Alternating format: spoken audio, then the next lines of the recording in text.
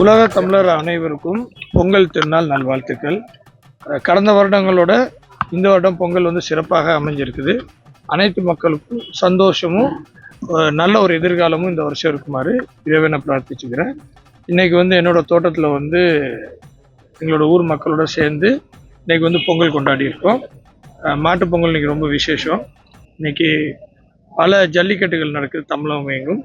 எல்லா இடங்களுக்கும் என்னோட காளைகள் வந்து கலந்துக்கிட்டு சிறப்பாக வெற்றி பெறுவார்னு எதிர்பார்த்துட்டு இருக்கோம். அதுக்கு இன்றைக்கி என் காளைகள்லாம் இருக்குது.